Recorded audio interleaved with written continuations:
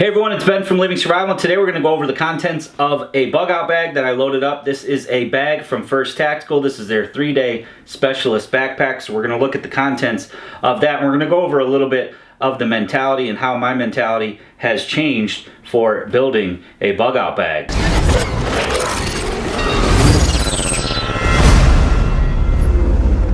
So if you're familiar with my channel, you've probably seen my Prepared to Survive series. I did one in 2014, I did another one in 2016, and I'm definitely going to do another one this year in 2017. That is not what we're doing today, but the Prepared to Survive series goes over my EDC, goes over personal survival kits, goes over my car kit bag, and also my bug out bag. So for me, I have a EDC that I carry on me every day. I have my car kit bag, which stays in the vehicle along with other tools, extra pair of shoes, boots, and other things like that. And then I have my bug out bag, something that I leave at home at the bedside, something that I could grab and go if I needed to evacuate and either go to the vehicle or go off on foot. Now, number one scenario I'm bugging in. If there is a natural disaster, power outage, shelter in place, I'm staying right where I'm at because I have the most amount of shelter, food, water, and essentials that I need right in my house. So right off the bat, I'm bugging in. In the event that I would need to bug out, chances are I'm going to have access to my vehicle. So I can take my bug out bag, I can go to my vehicle where I have redundancies built in to my car kit, which you can see is smaller for a good reason. This one is set up so that I can last 24 hours or so in the event that I get stranded away from home to make it back to home. This one, a little bit larger, it's set up for more 3 to 4 day, 5 day, 72-hour type scenario. So it's going to have more items when it comes to shelter, clothing, and food. So maybe there's a huge storm headed your way and you're told to evacuate. Those are situations where you can plan ahead of time, load up the vehicle. You're going to have all those essentials that you're going to need to get out, to bug out with your vehicle. Maybe there's a situation where you do need to bug out on foot. Maybe you live in a heavily wooded area and there's forest fires. Maybe there's a tornado or earthquake that damages infrastructure and roads, damages your vehicle, so you can't access your vehicle or a way to get out other than on foot. But in all likelihood, chances are you're going to be able to either bug in or you're going to have access to your vehicle where you have the essentials to make it to a safer place, make it to a place where you can resupply in the event of those type scenarios. So again, really the only difference between these two bags are the capability to have additional food, additional water, additional supplies for that longer period of time, additional clothing as well. The bags are set up pretty much the same way, and of course there is a lot of redundancy. Like for example, on the bag I have 2 fixed blades, I have flashlights. On the inside I have water filtration, I have some food, of course more food in the larger bag, but for the most part, other than those things that I mentioned, they're relatively the same setup. As you can see, this is a very large pack. This is the 3-day specialist pack from First Tactical. We looked at a First Tactical knife that I really like, and I've been EDCing it ever since. I also got a pack from them. This again is their specialist pack. Now this is a 3-day pack. It also comes in a 1-day pack and a half-day pack. Now honestly, for me, my mentality has changed quite a bit over the years. In all my pack videos, I try to do a loadout for you guys, try to demonstrate what it would be like if it had some contents, had some gear in it, and I've also done several specific bug out bag videos, including a bug out bag essential video. However, as the years go, as I learn more, as I take the bags out and test them, I learn what I need and what I don't need, and that's definitely a great bit of advice, is test your kit, go through a scenario, see what you need, see what you don't have, and go from there. There is so many bug out bag videos on the net today, including some of my first videos where I packed the kitchen sink. You have a larger bag, you want to fill it up, and that to me these days is just not the case. I see videos where people have like 10 knives, they have all these tools, they just load the bag up with all these redundancies that you just really, in my opinion, don't need. Obviously you want to set the bag up for your environment, you want to set it up for the likely scenarios that would happen to you, but as you're gonna see, I really don't have a whole lot of extra in this pack. Again, you don't want to be weighted down by a super heavy pack. In a bug out situation, I'm not headed out with 50 pounds on my back. No way, no how, and neither should you. If you think you can carry 50 pounds, good for you. Head out, load it up, and I guarantee you're not going to be very quick, you're going to be very tired, and you're going to exhaust calories and other things that you really don't need to, because you felt the need to overpack your pack. In my opinion, your pack should be no more than a fifth or even a sixth of your body weight. So I have 22 pounds in this pack right now without water. With water, if I were to throw some water bottles in here or fill up the bladder, you know, I'd probably be 25, 26, 27 pounds. Under 30 pounds is where I like to stay. When I go backpacking or hiking, I like to stay 20 pounds or lighter. And when I go ultralight backpacking, I'm at 15 pounds or lighter. Now again, a lot of that lightweight gear does cost a lot of money, and it's really not cost effective for people to put in a bag that chances are you may never use, something that's just going to sit there with gear in it. You don't want to have a $4,000 bug out bag. So the items that I put in here are, you know, items that everybody can have access to if you save up, if you modify your gear over time. This stuff will work for you. So let's talk about the first tactical pack, and then we'll look at the contents. I really like this pack. It's high quality construction, 1000D nylon, YKK zips, Duraflex buckles. I really don't even look at a pack these days if it doesn't have those essentials. The Duraflex buckles are going to hold up over time. They're not going to crack or break on you. The YKK zips are going to continue to be easy zips. They're not going to get hung up. They're not going to rip off as they would on cheaper packs. And then again, you want something with high quality nylon, which this pack has. Now, this pack is in black, which is less tactical than maybe an OD or a coyote color, which you can also get in this pack. But as you can see, for both my kits, I stick with the black. So on the front, there's several pockets here. We'll go into those in a moment. There is some hook and loop here. You could put some identification on there if you wanted to. And then there is these compression straps on the side. Now, the unique thing about these compression straps is something that I haven't seen on a pack before. You can actually quick release these compression straps right off the pack with these buckles, these Duraflex buckles. They have the quick release, so you can actually move these compression straps wherever you need it. So on this side, I have it to the back of the pocket here, where I could slip an axe, I could slip a large saw or something like that in there, or a big, you know, breaching tool or something. I could put that down in there and snug it up with the compression straps. But on this side, since I have my knife, I moved the straps to the front of the pack, so I could still compress it down, but it's not going to interfere with my knife. So you can not only move them across the pack, but you can also move them up and down the pack. They are all quick release. I really like that. Again, a unique feature that I haven't seen on other packs. On the bottom here, you do have a couple attachment points. You could lash something to the bottom of the pack, and then up top you have not only a grab handle, which is really well stitched in the front here, but you also have a grab handle back here where the shoulder straps are. So multiple ways to grab the pack, especially when it's loaded up. That's a nice additional feature. Another reason they have the multiple handles here is that this pack is compatible with their rifle sleeves. So you could load a rifle sleeve up, and it actually has a pass through here. You can open this up, and the rifle sleeve can stick right through this pack all the way to the bottom here, so that you could carry a rifle and a rifle sleeve. So that's a nice feature as well. You've got nicely padded shoulder straps here. The sternum strap does have the flex that I like. Again, quick release here so that you can adjust the buckles into any of these different positions. There's also a frame sheet in here, a plastic frame sheet. You can actually remove that frame sheet, and it would make a makeshift shovel, a makeshift splint, or even a makeshift paddle. So high quality buckles, high quality stitching, high quality zips. These are also quick disconnect at the shoulder. So again, if somebody comes up behind you and wants to grab your pack, instead of falling backwards, you can quick detach the pack. So I find that nice.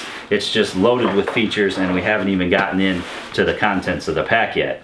Let's start from the front, and we'll go through what I have in here. At the very front here, there's a sleeve. It goes all the way down to the bottom of the pack here, so a very large sleeve. You could keep a notebook in there. You could keep maybe some quick food items in there, beef jerky, things like that. Water tablets, if you like flavored water, you could keep all that stuff handy on the outside of the pack. Behind that, there's another admin pocket here, which, let me undo these compression straps on the side here, and we can pull that down. It does pull down quite a ways, so you have access and the ability to see all the gear that you have in here. So I just have a small survival kit in here. This just has a bunch of fire related items, some matches, some quick tinders, a whistle, a compass, a signal mirror, some duct tape. So just a sort of a little multi-purpose kit there, a little survival kit.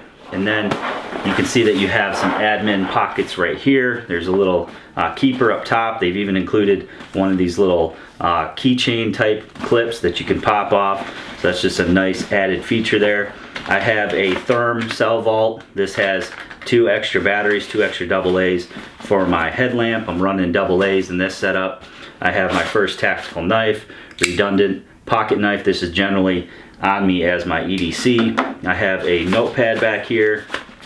I like that the notepad fits in there all the way. Then I also have a compass behind that, so a little bit of navigation. Then I have a Sharpie, and on this side I have a multi-tool.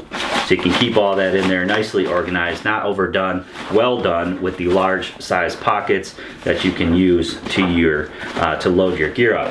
Behind that there's another zip pocket. Again, this one comes down to the bottom of this this front panel here, so that's nice. Just more organization for little odds and ends that you don't want to lose in your pack. Right above that there's another zippered pocket. Now this is a fleece lined pocket. This would be great for putting your electronics in, cell phone, keys. What I do is when I have my bug out bag next to the bed, just like Kristen carries her purse and leaves that next to the bed at night, just in case you had to exit quickly, I put my wallet, my keys, and my phone right here in this top pocket, so that if I did have to just quickly grab this bag and head out, I have those essential EDC items with me at all times. So that top pocket there is a great place to store that stuff. Both sides are identical. You have these huge compartments here that zip all the way down. You do have the PALS webbing. As you can see on the other side, I have the knife mounted there. That's a K-Bar BK7. So on this side